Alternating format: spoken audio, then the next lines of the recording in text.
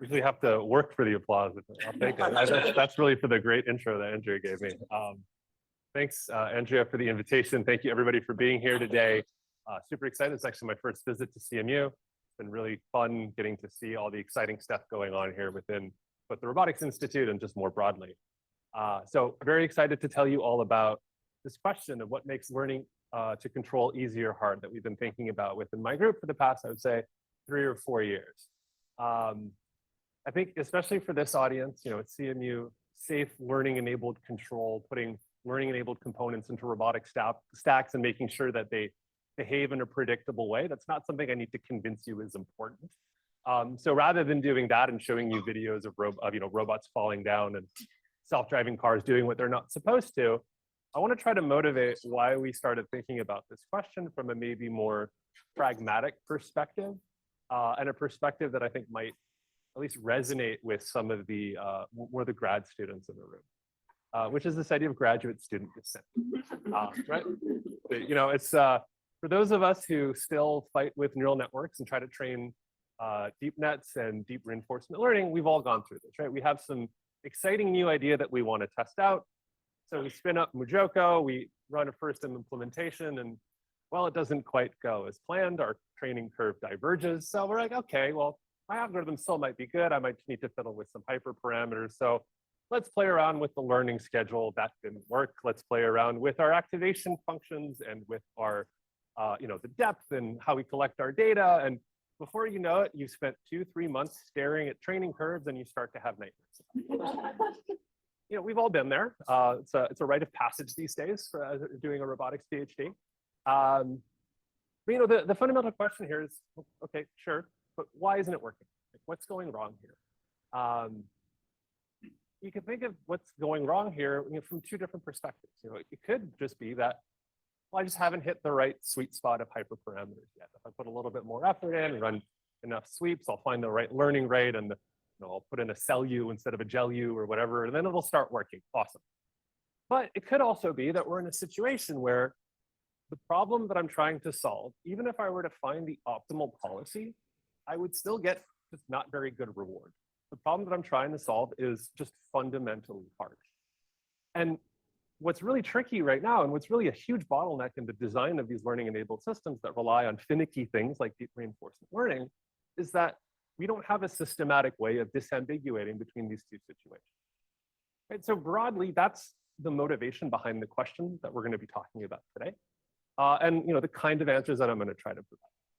So now the issue is, like, how do we get started? So to get started, we're going to take inspiration from another area that actually does allow you to systematically disambiguate between problems where there is a good solution and there is a bad solution. And that's robust control.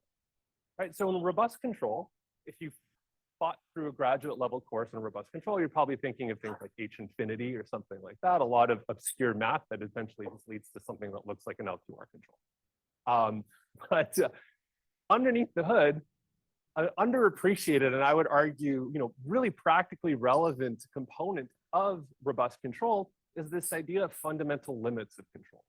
The idea that there are some systems for which no matter what controller I play, no matter what policy I find, via either some data-driven method or some analytic approach, I'm just going to get crappy performance. So I like to illustrate this with this fun experiment that you can do at home if you have an adjustable stick. Do you have a pointer here? Okay, we have a pointer. So the idea here is the experiment is balancing a stick with vision, right?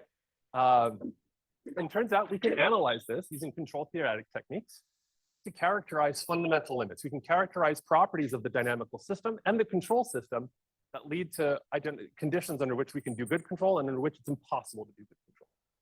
And this is what I mean by fundamental limits.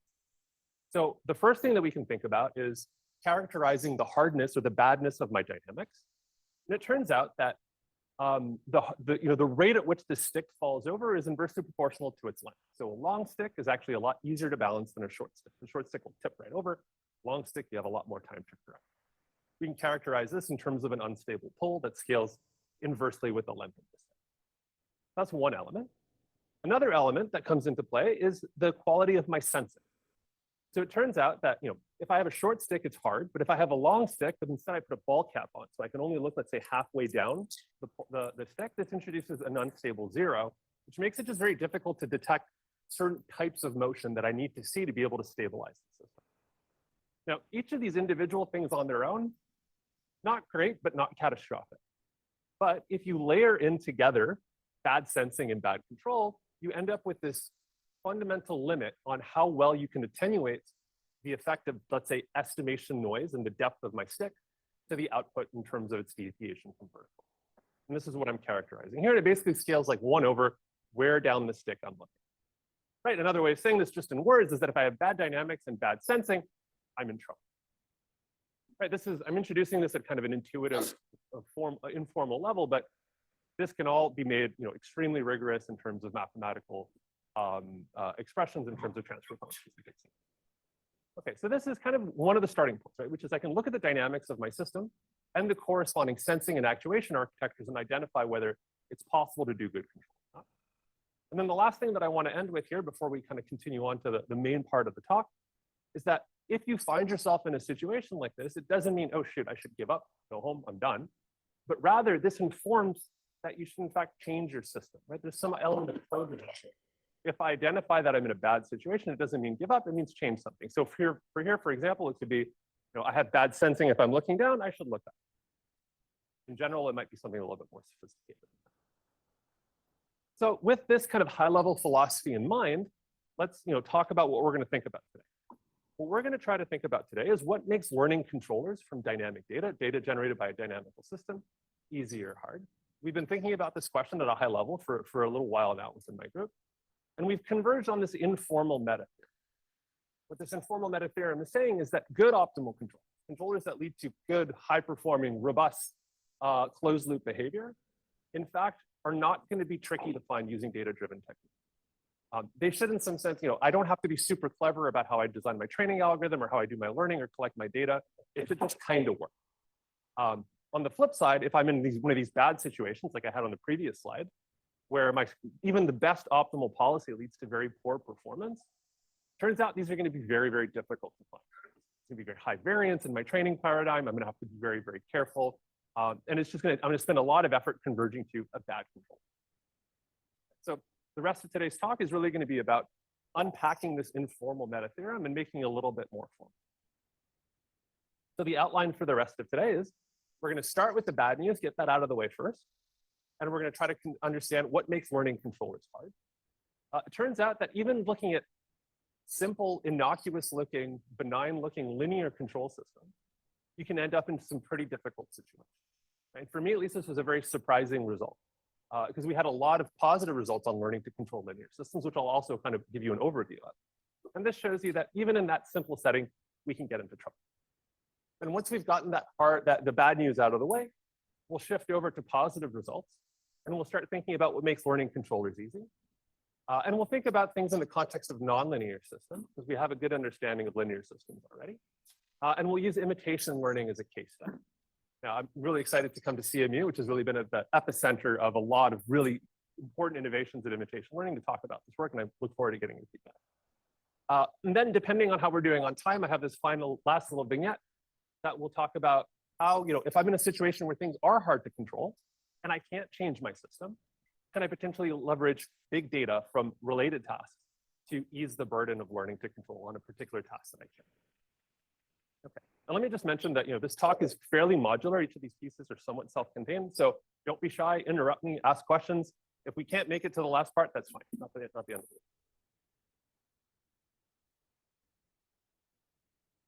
Okay, good. So, I introduced this example here that Yori is also very familiar with, the stick balancing example from John, right? And showed you that this was, an example of a system that could be hard to control. One of the first things that we did in my group that got us started down this line of victory, rather, was to check if these bad controllers were also hard to come by using data-driven techniques. So these systems also hard to learn to control. And the way we went about exploring this empirically was we took this system, this kind of balancing system, and we built a pi-bullet simulator that mimics exactly what we're doing. And so the way to kind of read this, to interpret this picture, is the black bit at the end of the stick there is what I'm not allowing the controller to see. And by making this black part bigger or smaller, I can quantitatively tune the hardness to control aspect of the problem. And then just taking this, we just trained different reinforcement learning based controllers. We tried, I think we did 3 versions, one where it was output feedback, where I get noisy measurements of the stick depth directly, one from pixels and one from RGBD. All of them had pretty much the same behavior. And so I'll give you a plot of what ended up happening that's representative of the behavior that we observed. So what I'm plotting here is episodes on the x-axis and the running reward of my policy as I'm going through my training. And what I'm doing here is labeling these according to the measure of quantitative hardness to controller. So the way to read this is, from left to right, it goes from easy to control all the way to hard to control. And I think you can see that there's a pretty striking correlation between the ease or hardness of control and how long it takes me to converge to a policy that actually does a good job. In this case, staying upright is what gets me up top. Right, so for us, when we saw this, this was very exciting and very striking, because at least empirically, running soft actor critic, we have this very clear manifestation of hardness to control in the resulting sample complexity from training. So this told us that bad optimal controllers are in fact hard to learn as well. And what I'd like to do next is provide some theoretical support for these empirical observations that we did. So, yes. What's the reason why because it seems that like in theory, be able to even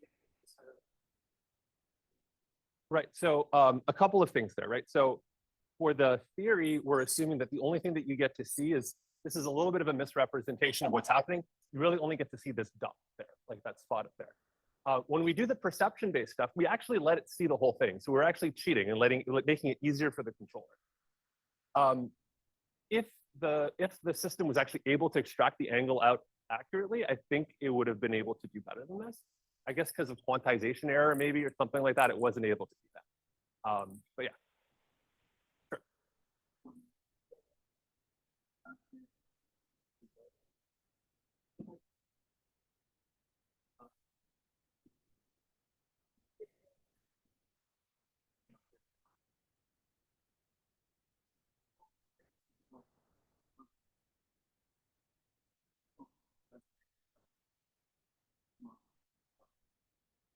Right, so there's a couple things here, right? This reward curve here is not the same metric as the hardness result that we showed earlier.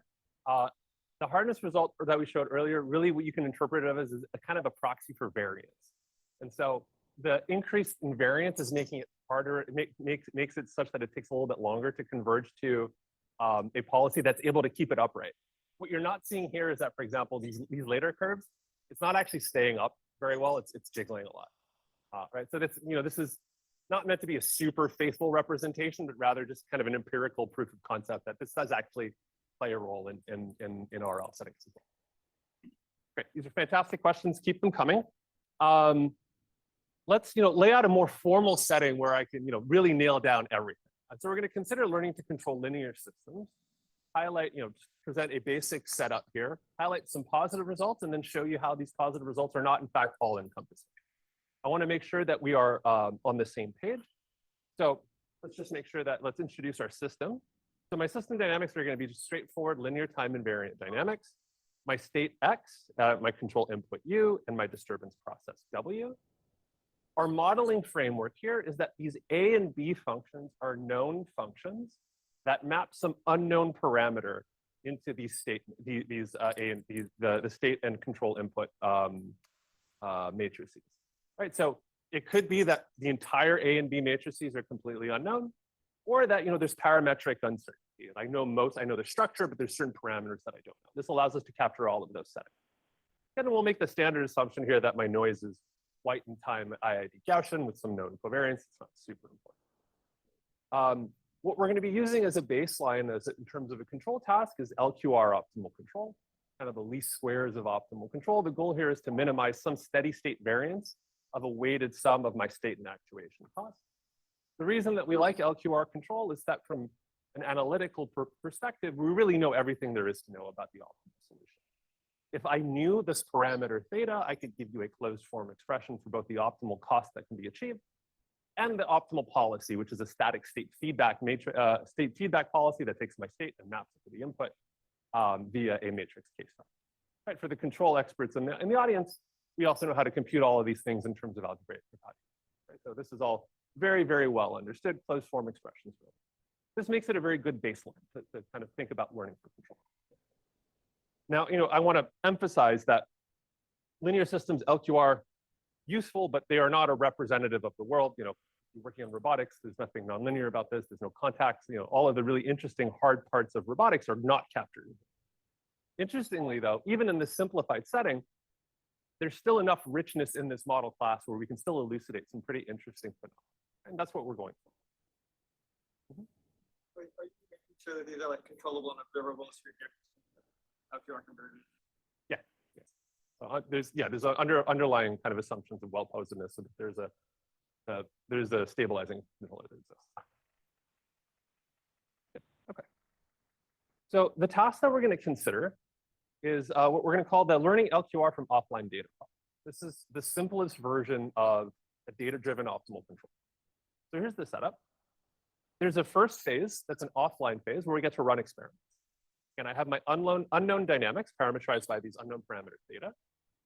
And I get to play an exploration policy. I'm going to use blue to label this data that I'm generating during this offline phase. This exploration policy, which is going to be used to probe the system to get information about it, it's allowed to be adaptive, right? So that's why we have that it's allowed to depend on the history of states up until time t.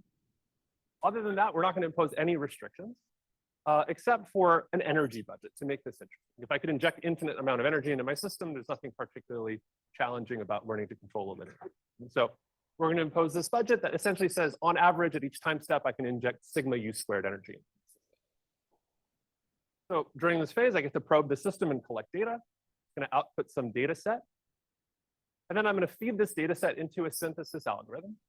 This synthesis algorithm can be whatever I want it to be. I'm not going to impose any computational tractability restrictions or anything like that. It's just any algorithm that takes in this data and spits out a feedback gain.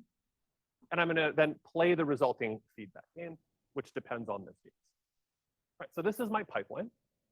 Another question is how do I evaluate the merit of a proposed approach to this? So the first thing that I want to start with is a kind of summary of positive results that we have in terms of analyzing this pipeline. This is a question that we've been thinking about in the learning for dynamics and control community for the past 5 or 6 years, and it's fairly well understood.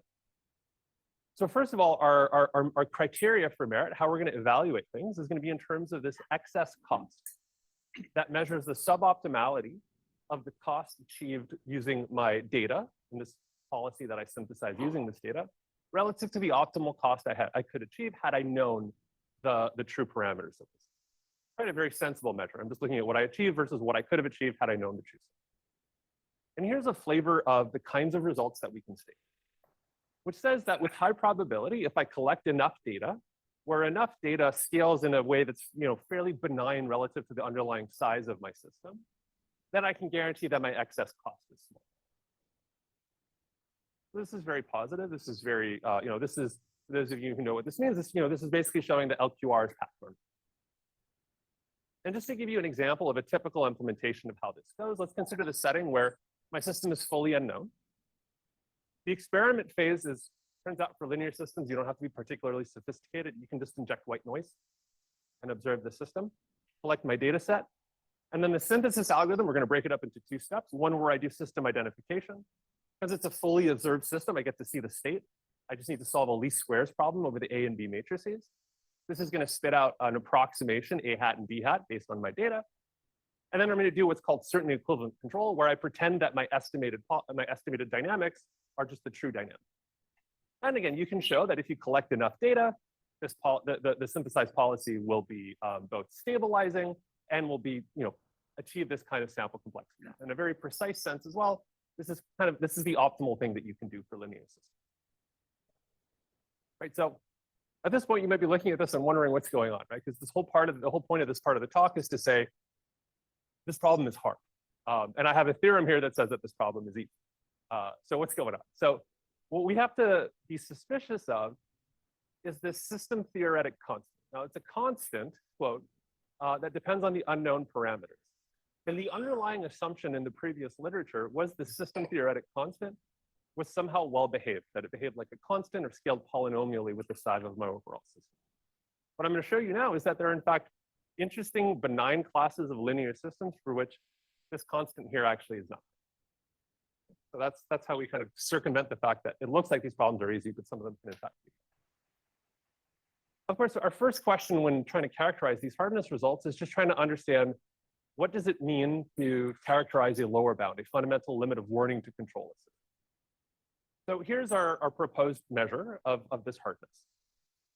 The question we're going to ask is for a specific system, for an instance characterized by a specific unknown parameter theta, what is the best possible performance that I could achieve in this two-step offline-online process by any algorithm, right? Information-theoretic lower bound. I'm not imposing any restrictions on my algorithm. One thing I could potentially study is try to measure, for example, this quantity here, which is saying I can pose it as an optimization algorithm. Let's try to minimize my excess cost for this particular parameter theta over any possible algorithm that I can run. I'm using this alg here as kind of a placeholder. Now, the problem with this is you can't actually use this directly as much as you would like to, because my algorithm can cheat, right? We're not imposing any restrictions on what my algorithm can be. My algorithm can cheat and just spit out k star of theta no matter what data. This is kind of a standard issue with these information theoretic lower bounds. And so the way that folks get around this is to slightly dilate the problem and ask for an algorithm that does well, not just on the specific instance theta that I care about, but rather a small ball of systems that are very close by to that original system. So my algorithm should work well, not just on that specific system, so I can't just cheat and spit out k star theta, but a small ball around. So this circumvents that first issue, but it still allows me to get local instance-wise bounds by tuning this ball approach. Right, so I get kind of the best of both. So let me show you the informal main result that we were able to show, which says that if I collect enough data, then I can lower bound this minimax excess cost in terms of a quantity that scales in a very intuitive way. On the top, I have the control hardness of my system determined by these unknown parameters, how easy it is or how hard it is to get good performance for my system, divided by how easy or hard it is to identify the system, how easy it is to excite and get information about the dynamics. And of course, it's also going to scale with the amount of data T that I collect. So this is informal. I want to unpack it on the next slide a little bit, give you a little bit of more intuition as to what's going on here. And this is actually going to inform our strategy in terms of how we're going to build some of these hardness. Okay, so I've just unpacked what I had on the previous slide into this mess of symbols. Don't worry, we're going to unpack them, kind of interpret them together. That's why they're color coded. I want to go through each of these different terms individually to kind of explain what's going on. So the term in green on the right here is the directional derivative of my optimal controller with respect to this parameter theta. So that you can think of this as the sensitivity of my optimal controller as I jiggle around the underlying dynamics, right? So this in some sense characterizes how sensitive my control synthesis algorithm will be to misidentification of the underlying dynamic. Those of you who are well-versed in information theoretic lower bounds, you might be able to recognize Fisher information Kramer-Raud type properties. So that term, which characterizes the sensitivity of my optimal controller to errors in learned parameter, is in a product with this expression here, which essentially maps errors in k hat to my control cost. And what's showing up there is some closed loop excitability term by that characterizes how much my closed loop performance changes as a function of errors that are introduced. That's my numerator. My denominator, I'm still not going to unpack it explicitly, but this SNR quantity here basically tells me how excitable my system is for any possible exploration policy, right? So if my system is very amenable to being probed, if I poke it a little bit and it gives me a lot of signal, this thing on the bottom will be large. If it's very hard to excite, then this thing on the bottom will be small. And so if we look at this expression, it suggests a strategy for constructing hard to learn to control instances. Right? If I could come up with a class of a family of systems for which either the numerator is very big or the denominator is very small, things can get hairy in a hurry. So what I wanted to show you on the next slide is an example of such a system. So this is the insight that we saw, which is classes of underactuated systems, things like chains, can actually get you into trouble. So we converge on this example, which we call a high gain chain. And the idea here is, you can think of this as a unidirectional chain that I poke on one end, and then the effect of that poke propagates through it. So my control input comes in at the bottom, let's call it that blue dot here. And then as time progresses, it gets amplified as it moves its way up the chain. Right? That's what these twos on the off diagonals are. Right? So that's why we're calling it a high gain chain. Notice that this is a stable system. It's a triangular system, 0.9s along the diagonal. So it's not about instability, and it's more about the gain of the system. And then we're going to make the identification problem really easy. I'm going to assume that I know A already, and the only thing that I have to learn is the B matrix. And just so that you know that I'm not cheating and making, let's say, the cost function or something like that ill-posed, everything else is just one, right? It's, you know, as benign as possible. So here's the result. We can actually show that we can lower bound this minimax excess cost in terms of a quantity that is exponential in the state dimension. And the kind of intuition here is that the control hardness term amplifies small errors in my approximate policy exponentially. So even though I've done a good job of everything else, the resulting policy that I'm computing is going to be a little bit wrong. And the structure of the system is going to lead to a lot of trouble. Right? So you can think of it as this way. Again, this red block here is the error in the control action that I'm applying. As it propagates up the chain, it doubles every way. Kind of keep track of the math in the right way, it ends up being something that I can lower bound by 40. I want to emphasize that the important piece here, the important element, is not the fact that I have this chain. It's really the chain is just an analytically tractable example of something much more foundational, which I want to just elucidate a little bit on the next slide. Right, so what we just looked at was kind of this learning to control linear system setting for offline LQR. And we showed this lower bound here. And the idea here, we had a hard instance, which is a high gain chain. And the intuition is I'm hypersensitive to small error. We've also explored different types of problems. So for example, you might be wondering what happens if I'm trying to do online adaptive LQR. And we've basically shown that there are analogous lower bounds that can be proven for the regret of this algorithm. And the same intuition applies there, except in the online setting, I have to balance my experimentation and my control at the same time. And so the hypersensitivity here has to do with exploration. The other issue that might be a concern would be, okay, well, maybe I'm just asking too much. You're asking for an optimal controller. Of course, that's going to be hard. What if I just ask to stabilize the system? Turns out you can end up with similar looking hard problems where the control hardness goes away because I'm not doing optimal control anymore, but you can build what we call a damped chain. So one where I excite it on one end and then things get attenuated, so I need to identify something on the other. And this can also get me into trouble. You know, I'm not expecting you to follow the details here, but the main takeaway is that underactuated systems where I have much less actuation than degrees of freedom, that are either too excitable, that are too sensitive to errors or exploration, or that are not excitable enough, that make it very hard for me to identify parts of the system that I need to identify to stabilize it, can lead to situations where I'm going to get into trouble, where it's going to be hard to learn to control the system. And by hard to control, I mean I need exponentially large amounts of data in the underlying state space. Yeah. Do these quantities somehow relate to, say, the eigenvalues of the control matrix? Yes, that's exactly right.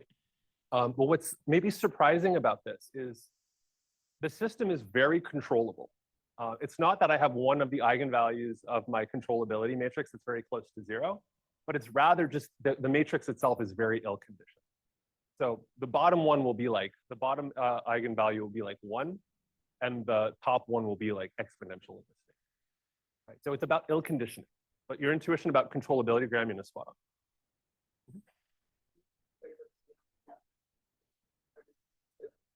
What do you mean by that? Sorry. So doing a similarity transform to balance out the eigenvalues on your instance. So how are you going to do a similarity transform for a system that you don't know? That's the issue, right? Yeah. So that's something that we've gone through when we thought about these lower bounds. Okay, well, maybe I can change the state space. And you're right, right? The hardness results do depend on the state realization. But we're in a setting where I'm measuring the state in a given realization. So simultaneously searching over a similarity transform doesn't seem feasible. And at least from the information theoretic perspective, it suggests that that doesn't actually happen. It doesn't actually happen. It's a great question. Good. Let's keep going. So we've gotten the bad news out of the way, and kind of if we return back to this informal meta theorem, we address the bad optimal controllers are hard to learn through the perspective of underactuators. One thing that I just kind of want to revisit with is this idea of co-design, right? So, okay, say you find you're in a situation where you identify that your system is hard to learn. Now what?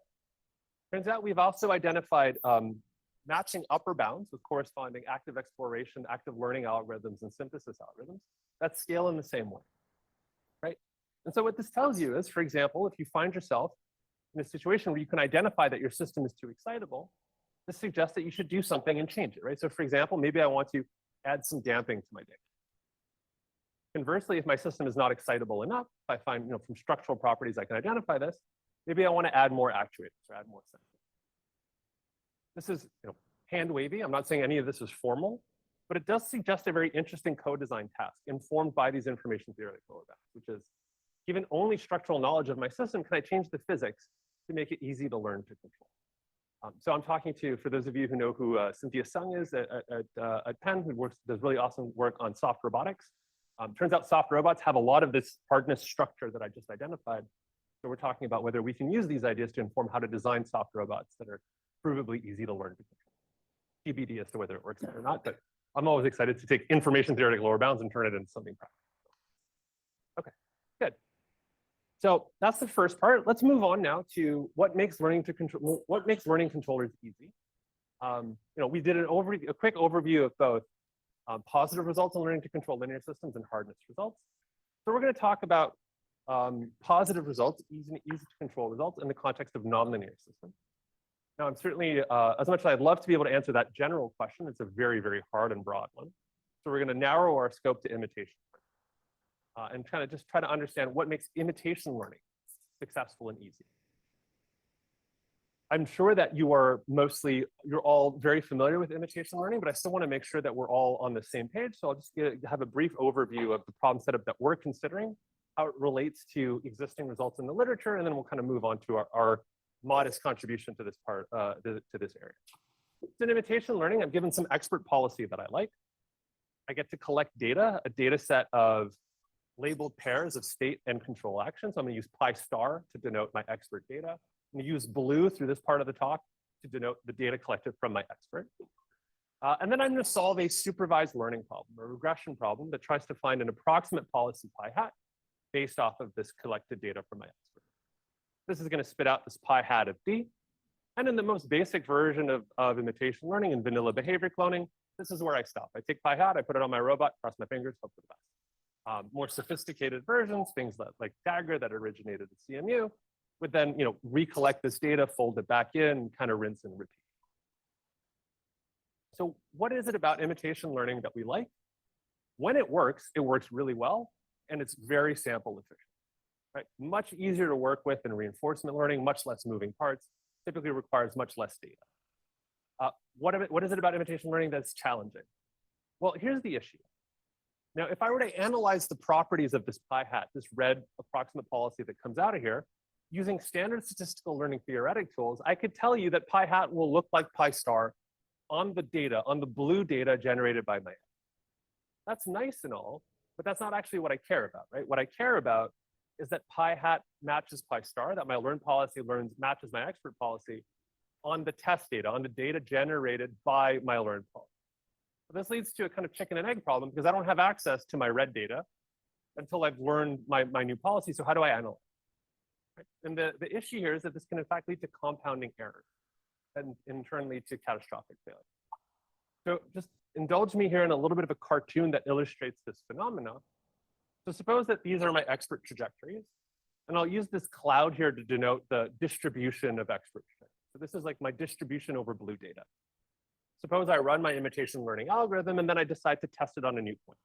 Let's say it's this black spot here. My expert policy will take a step in this direction, and my red policy, my learn policy, will do a decent job of imitating it in this red arrow. So I end up at this new spot.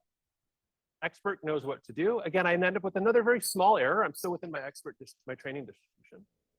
But now, because of this compounding of small errors, I've been kicked out of my training distribution. So while my expert might still know what to do, my learned policy, my pi hat, has never seen this data before. And so it might lead to an even bigger problem, which kicks me even farther away from the data that I've seen, which leads to an even bigger error and ultimately fail. Right? This is what people mean when they say compounding error can be catastrophic in imitation. So again, this is a well-understood, well-studied problem within the imitation learning literature. I'm not claiming that I'm the first one to recognize this, but the new take that we're going to try to bring to this is we want to try to understand how the expert affects sample complexity. What is it about certain expert policies that makes it that behavior cloning or imitation learning works really well out of the box? I don't need that much data. Whereas in other settings, I need to collect a whole bunch of data. Right? What is the system's sensitivity to this imitation? So I want to contextualize this within existing results that kind of deal with these same kinds of issues. So what I just explained is that vanilla behavior cloning is sensitive to covariate shift induced by these errors in my learned policy. An approach that originated here is called, which is on policy, is called Dagger. Informally, what Dagger does is allows the expert to intervene from time to time to kick me back into my training distribution. Collect this new data, fold it back in to kind of mitigate the effect of these compounding errors. There are also off-policy results, so something like DART from Berkeley, which tries to preemptively puff up the training distribution by injecting noise during training, injecting noise into my expert when I'm collecting this data, right? In both cases, the key idea, though, is to try to show the learned policy how to recover from errors, either by allowing the expert to intervene or by inducing errors by injecting noise. So there's an implicit assumption going on, which is that my expert can, in fact, actually recover from errors. Be it when Dagger is allowing an expert to intervene or when I'm injecting noise in something like DART. If my expert was not robust, if it was fragile, and if I poked my expert and blew up completely, none of this would work, right? So implicit is in here that my expert can actually recover from these errors. Our idea is just, let's take that implicit assumption and make it explicit. Let's try to understand the role of robustness of our experts in imitation learning. So what I need to tell you now is what's a formal definition of robustness that actually makes sense and helps in the context of imitation. So that's what I'd like to do. So here's our problem setup. It's admittedly a very stylized setup, but still, I think, representative of some of the challenges in imitation learning. I have a general nonlinear dynamical system. X is still my state, U is my control input, and F is just some general nonlinear dynamics. Besides some assumptions on smoothness of this function F, it's allowed to be whatever we want. And here's where I think, here's an assumption that I'm not thrilled with, but we needed to get the theory to push through, which is our only randomness that we're allowing in here is in our initial conditions. So when I talk about generalization later, it's going to be over draws of these initial. Once I draw this initial condition, everything else is determined. Okay. And let's just remind ourselves of this color coding that we're going to use. I'm going to denote rollouts under my expert policy pi star in blue and rollouts under my test policy pi hat in red. So just make it a little bit easier to keep track of what's going on. And we're going to measure the quality of our learned policy in terms of this gap, which is just going to look at the worst case difference between the state of my test policy in red and my expert policy in blue. Now, our starting point is a very, very trivial, but what ends up being important observation, which is that I can take a test policy and write it as a perturbation of an expert policy. What do I mean by that? I literally mean take pi hat, add and subtract pi star.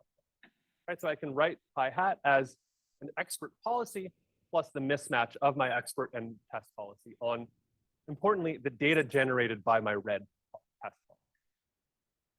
So what this allows us to do is take this gap, this criterion that we're using to measure the quality of our learned policy, and write it as a perturbed trajectory of an optimal policy minus the nominal. I really haven't done anything here besides just introduce a little bit of terminology and kind of relabel. But there's a reason that I did this, right? Which is that bounding the difference between a nominal trajectory and a perturbed trajectory is a problem that has been studied extensively in the nonlinear robust control literature. So this allows us to draw on techniques from that space. So I'd like to introduce those concepts next.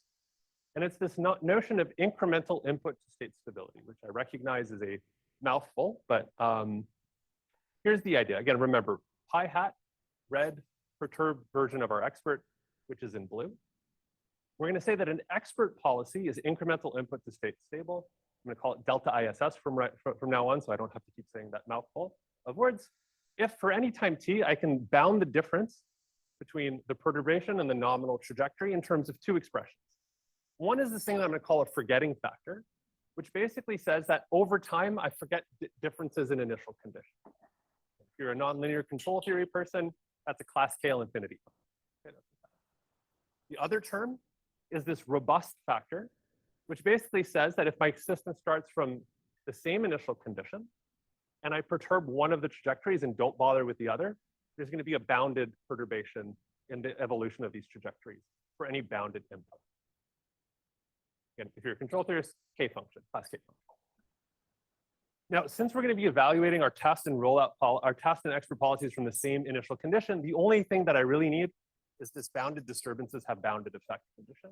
And I also only need this to hold locally around expert trajectories. So this is a fairly benign assumption. Turns out if we assume that my expert satisfies this, and any reasonable expert will satisfy this for some choice of robust, then I can bound my imitation gap in terms of this robustness function, which again measures the robustness of my expert policy, acting on the mismatch between test and expert policy. So this is making progress, but we haven't quite made it to the end yet. Because while I have this determined in terms of expert robustness, the argument to this function still has to do with policy mismatch on my data generated by my test policy.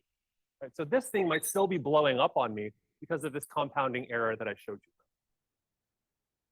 So our first result was to show that if you take what we call an adversarial perspective to this, you can actually circumvent this compounding error issue.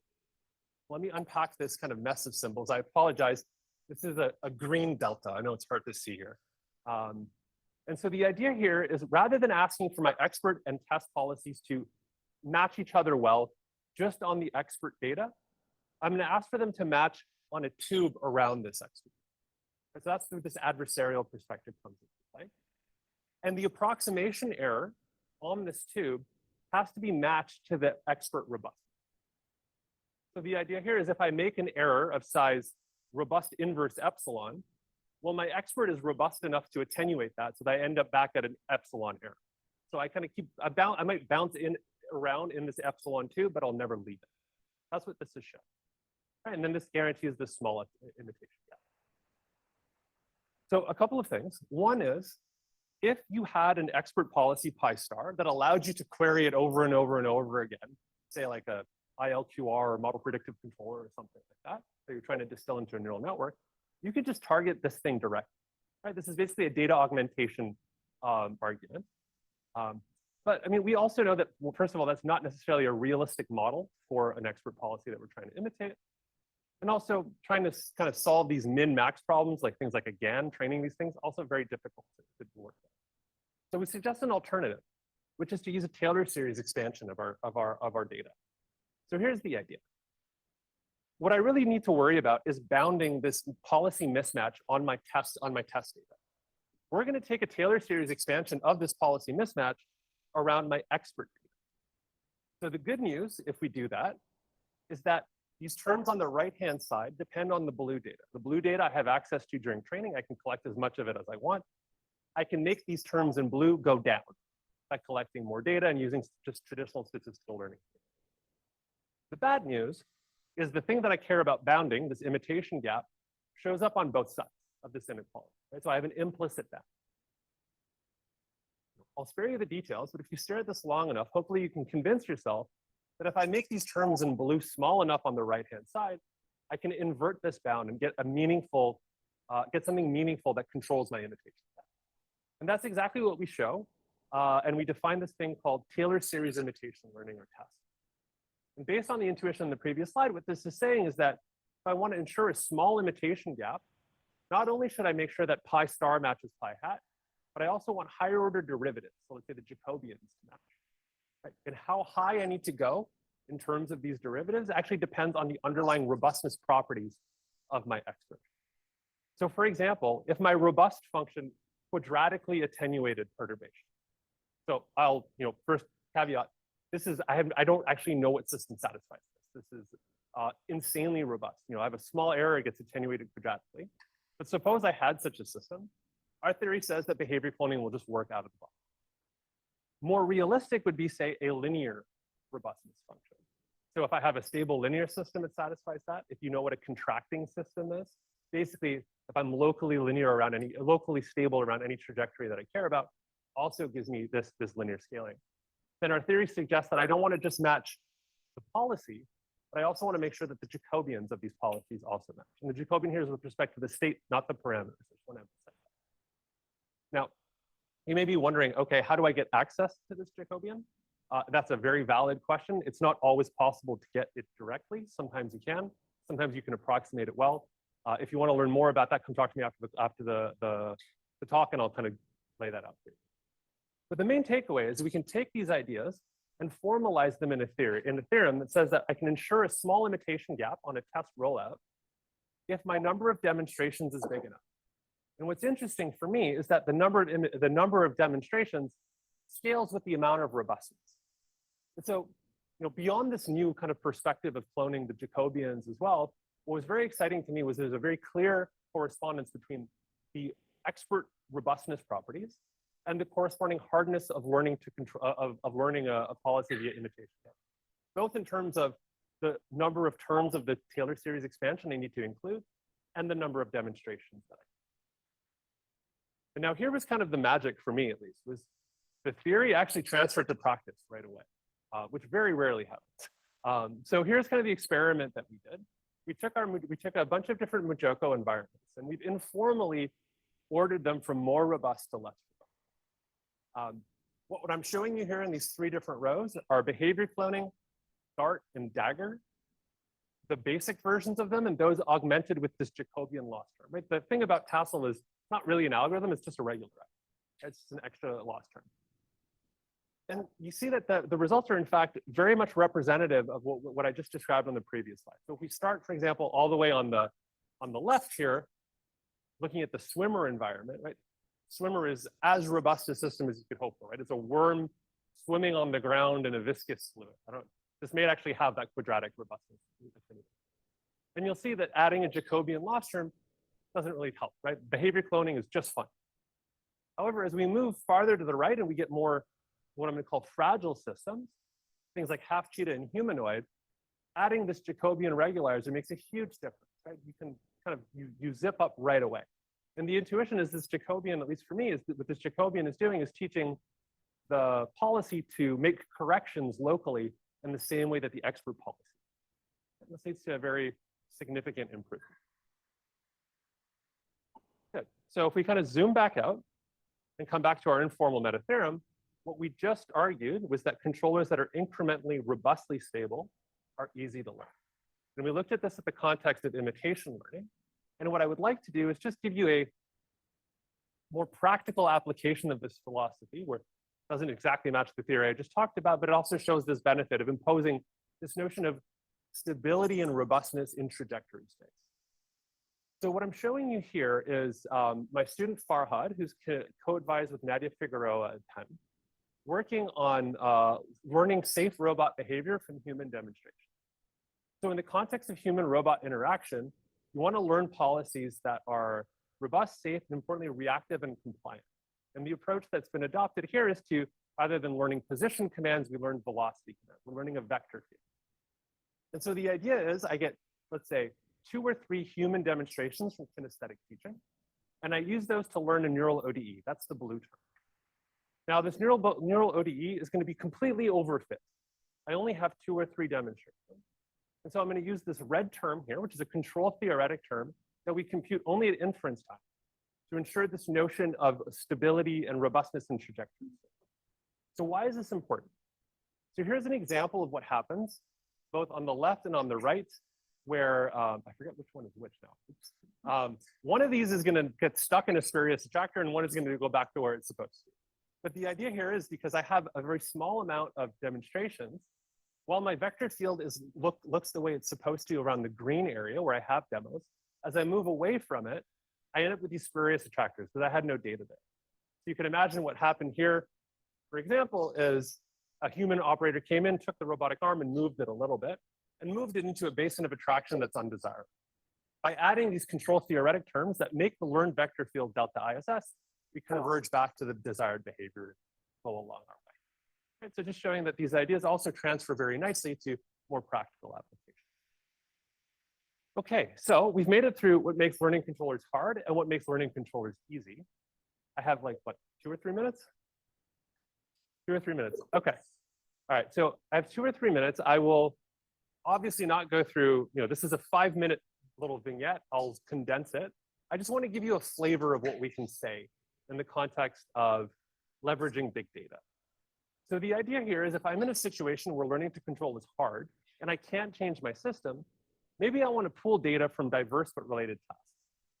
Computer vision, this is standard, right? I pre-train on something like ImageNet, spit out this convolutional neural network. It has these nice convolutional filters.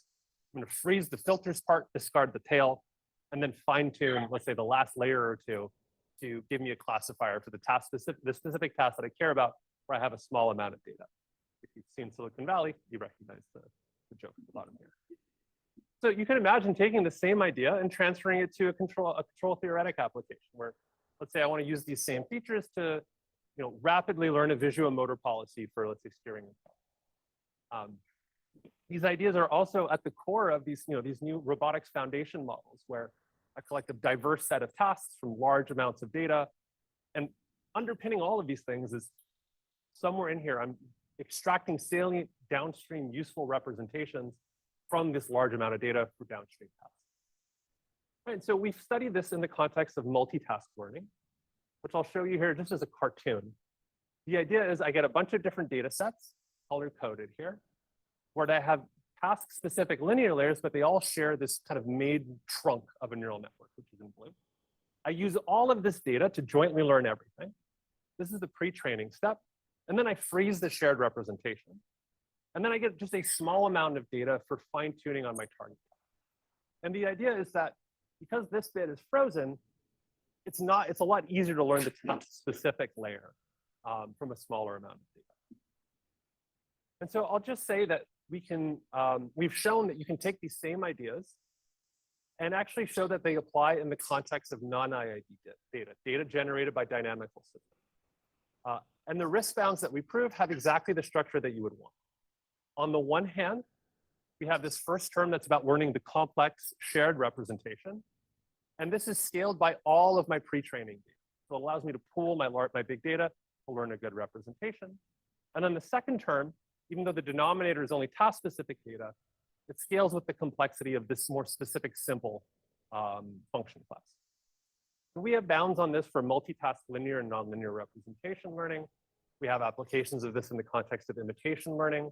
We have regret bounds that characterize regimes of data where using even a misspecified, so an erroneous shared representation, is still better than learning from scratch. And we also have some really nice results highlighting that when you're trying to solve this joint task-specific and representation learning problem, you actually have to explicitly acknowledge that your data is generated by a dynamical system. Using traditional techniques will just not work. I was hoping to have a couple of minutes to.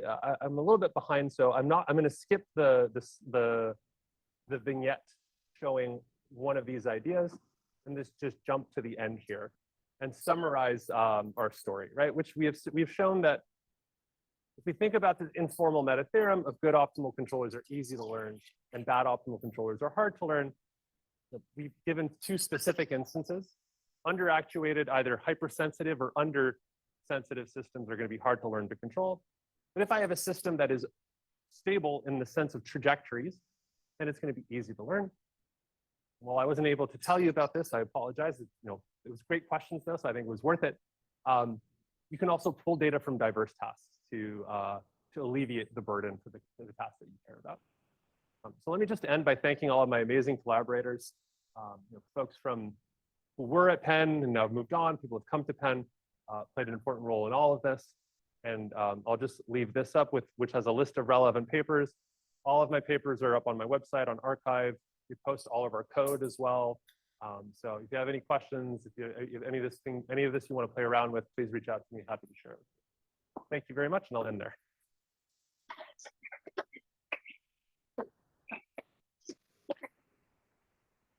So I know that we are close to time, but we have time for a few questions. No doubt.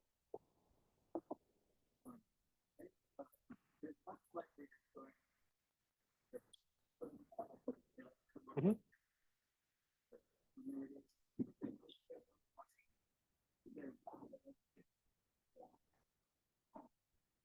Right, so in each of these cases, what we're comparing is the standard version of the algorithm, and then we've compared that to augmenting it with just this Jacobian loss.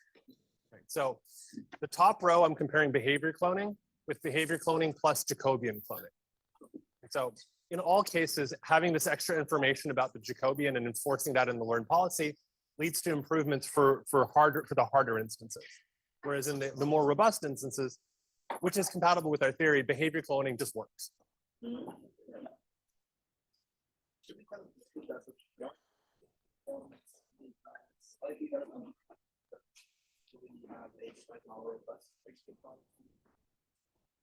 It could be, yeah. I mean, we found some of these experiments a little bit kind of confusing. Like for example, Dagger kind of ended up for the humanoid. It ended up in this kind of doom loop of it started with a bad policy, so it kept collecting bad data and folding it back in.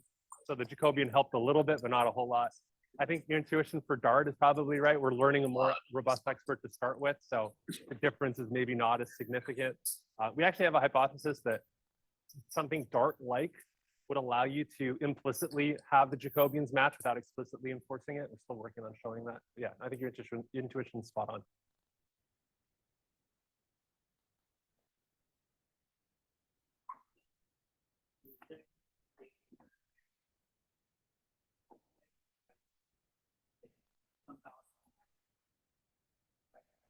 Sure. So the diversity in the data set that was mentioned, please correct me if I'm misinterpreting your question. That was really kind of mentioned in the context of this multitask learning question, right? Yeah. So I skipped this because of time, but the idea is the diversity of the diversity in the pre-training tasks needs to be well aligned with your target. In the specific setting that we studied, it's a linear setting or the linear heads only. And so in that case, it ends up being something called like a subspace distance. So roughly speaking, if the target head I'm trying to learn lies within the span of the pre-training tasks, then I'm okay, roughly speaking. So in this specific instance, more diversity won't hurt rather, but it won't necessarily help unless it's well aligned with the target. Yeah, so in this specific setting where we're talking about linear heads, it's exactly this measure here, which is, you can think of it as a subspace distance. So I have roughly the span of the linear heads of my pre-training, and this is measuring how well aligned that span is with the target. Right? So for example, if all of the task-specific heads are the same, this scales like 1/h, which is the number of tasks that I have. The less aligned it is, the more the numerator gets worse. And if they're not related at all, then you lose the benefit of multitasking. Right? So yeah, I mean, you're spot on. Like you can't get something for free from unrelated tasks. There has to be some. Question very briefly. Sure. So I'm really curious about how you guys have thought about, especially from a theoretical perspective, about partially observable systems. Yeah. Specifically, if I'm trying to take the Jacobian, but X is an image. Yeah. So yeah, what's your take on that? No, that's a great question. So for Jacobians, I don't know. Yeah, for any of your work, really. I'm just curious. So for the imitation, we have another line of imitation learning that's kind of related. Well, we never published it. We had this admittedly stylized model that said that if you can assume that there's some underlying generative model that I have some state that maps to an image, and I can invert that back to a state, and that map is smooth. Are there any computer vision people here? Right? But if that's true, you can kind of push this machinery through. What I think is probably the better thing, and it's kind of aligns with what we were talking about earlier, you want to push this all through into some latent space, where the latent space is well behaved, and do what I just talked about in the latent space. That I think the modern approach is that. And I think that's promising. You can still take Jacobians of all of that, right? Yes. Yeah, so yeah. More questions. So breathe in somewhere, but yeah. Just one different question was that you're able to like pull some insight from like this continuous world where like you have some more like analytical representation of the system and like this idea of like distributive coding is useful, and then pull it into like setting where that might not be as true, where like there's like contact happening, like a little bit more challenging. Do you have any sense of like when that translation might be more applicable or less applicable? I mean, that's a fantastic question. I think that's something that we're all kind of grappling with.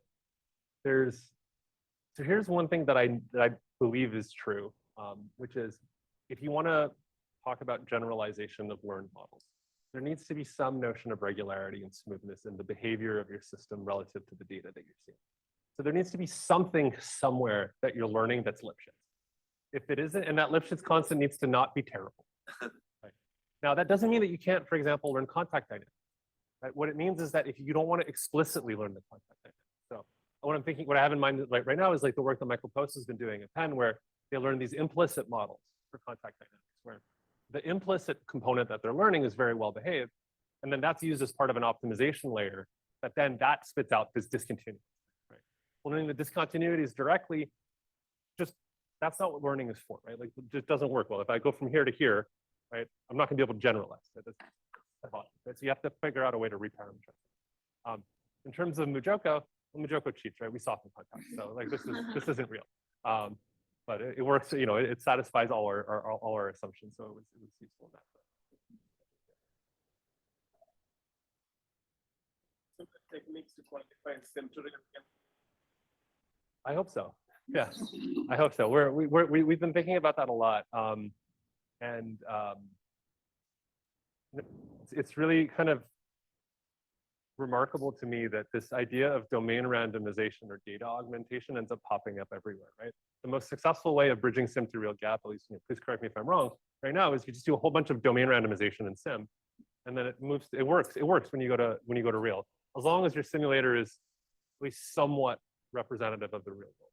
And I think that works well for like robotic systems where underneath the hood, be it the simulator in the real world, it's F equals MA. That's what's happening, right? And so all the other details are maybe different, but F equals MA is common in both places. And so this domain randomization helps. We have a version of domain randomization or data augmentation here, which says instead of just learning along the trajectories, you want to learn around it too. Right? So you can imagine doing a sampling-based version. Yeah, I don't know that I have a better answer than that, but I think that there is something important that's happening there. And I guess I would say that my conjecture is there's some underlying model that's well behaved that underpins the success of these things, such that the sim to real gap is actually not that big when you're in the appropriate embedding or late space or model or whatever. Okay, let's thank our speaker one more time.